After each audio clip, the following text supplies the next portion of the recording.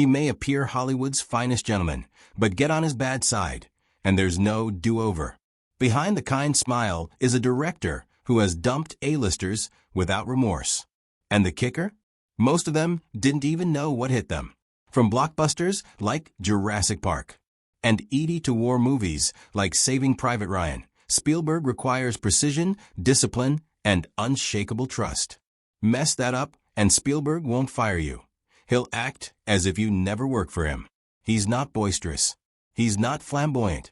He simply erases people slowly but surely. He directed stars such as Leonardo DiCaprio, Tom Hanks, Denzel Washington, Harrison Ford, and Whoopi Goldberg, but not all of them got a second chance. Here are 6 actors Spielberg silently eliminated from his universe for good. Megan Fox was Hollywood's next firebomb. After Transformers, she wasn't a star. She was a franchise face. But that star power disappeared overnight, not due to a box office bust, but due to 9 words in an interview. While complaining about working with director Michael Bay, Megan likened him to Hitler on set. It was dismissed at first as an over-the-top rant, until the true story emerged. What the majority of fans didn't know was that Spielberg wasn't only a fan of the series. He was the executive producer. And Spielberg doesn't mess around with statements like that. As told by Bay himself, Spielberg called up and instructed him to fire her. Not recast, not suspend, fire. Fox was stripped from the 3rd installment, Transformers, Dark of the Moon. Her character wasn't referenced again. Fox then attempted to downplay the remarks, saying the media had manipulated her words. But the damage was already done. Spielberg didn't comment at all publicly. He didn't need to. The manner in which she was fired spoke volumes. For a man who was renowned for loyalty, this was uncharacteristic, and it illustrated just how serious he was about keeping his set secure, no matter what that meant for ending a star's career. When Spielberg cast Shia LaBeouf in Indiana Jones and the Kingdom of the Crystal Skull, it wasn't a paycheck. It was supposed to be a passing of the torch. Shia was fresh from the Transformers wave, and Spielberg was preparing him to be Hollywood's next big thing. But then he messed it up. Immediately after the movie came out, Shia publicly dissed the film. He acknowledged he wasn't satisfied with his work, but then some shot. He pinned the failure of the film on Spielberg himself, accusing the director of having become too conservative and too predictable. That's the last thing you say about the man who defined contemporary cinema. Spielberg remained speechless, but the relationship behind the scenes was over. Sources indicated that Spielberg personally felt betrayed, not merely due to the criticism, but because Shia praised the film throughout production, then reversed himself once the press cycle began. Shia doubled down in subsequent interviews, referring to Spielberg's process as mechanical, and even going so far as to suggest that it was uninteresting to work for him. Needless to say, the calls ended. Shia was never asked back for a future Indiana Jones. Years later, he confessed that he had sabotaged the relationship, but by then it was too late. Spielberg was gone. Christian Bale was never Batman or a household name before he was a 13-year-old with almost intimidating intensity. When Spielberg cast him in Empire of the Sun, it wasn't a supporting role. It was the lead role in one of the most ambitious war epics of the decade. Bale was taking the job seriously, perhaps too seriously. From the very first day, he was precision-tight, memorizing not just his own lines, but all of the other actors as well. He questioned doing a block, offered suggestions on other performers, and even demanded retakes when he didn't feel a scene was up to par. To some, it was amazing. To Spielberg, it was distracting. He's a director who feeds on order and complete control, and a child actor second-guessing him was not part of the bargain. When Bale's performance was stellar, raw, powerful, and widely lauded, Spielberg slipped away quietly. No feud, no melodrama, just silence. Even when Bale went on to become a superstardom later, Spielberg never called him again. When Spielberg cast Sean Connery in Indiana Jones and the Last Crusade, it was supposed to be legendary. James Bond himself as Indiana Jones's father. It was casting history. Spielberg was over the moon, but things soon went wrong. Connery did not treat the role as a sidekick. He demanded some say in rewrites, costume, and character choices. He challenged Spielberg's direction on a regular basis, sometimes rejecting lines or insisting on script changes seconds before cameras rolled.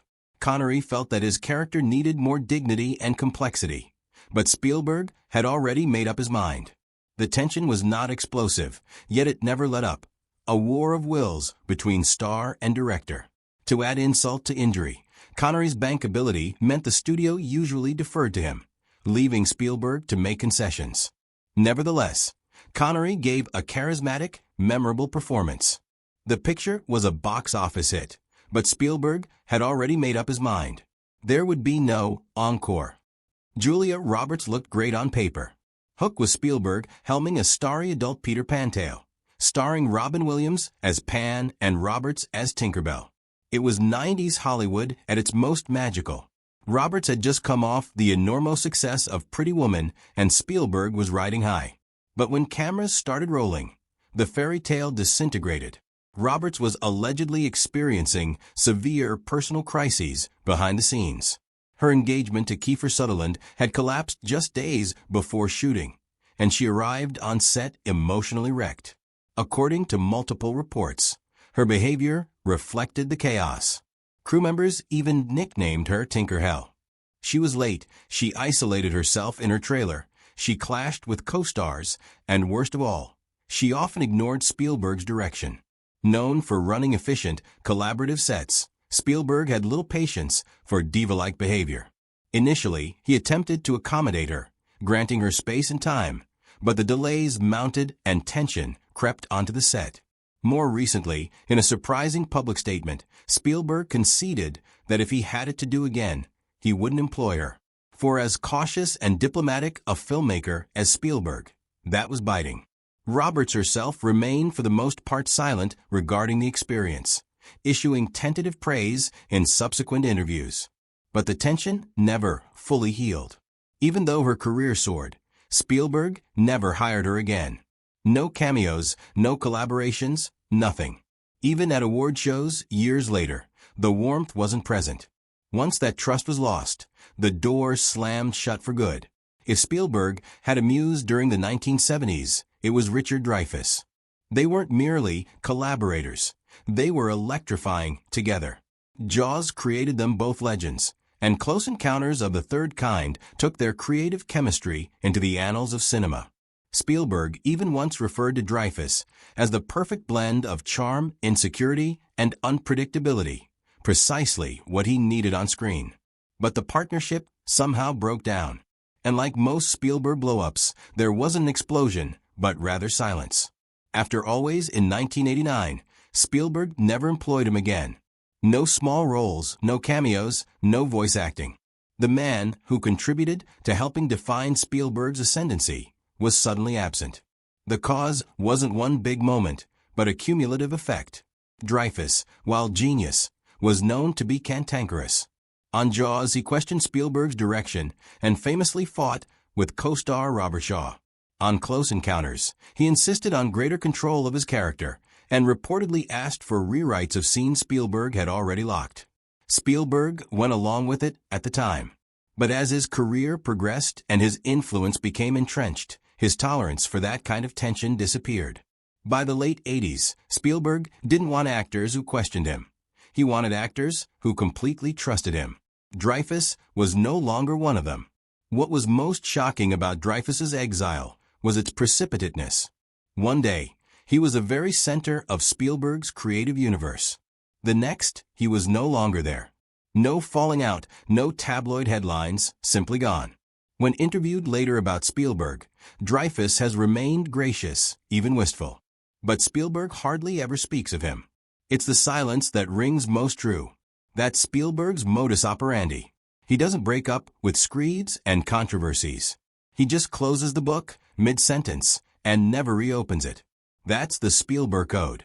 He builds worlds, careers, and legacies. But the moment trust cracks, he walks away, without a word. It isn't cruelty. It's discipline. The same discipline he applies to his frames, his stories, and his sets. For actors, it's both a blessing and a warning. Land a role in a Spielberg film, and you're not just famous, you're immortalized.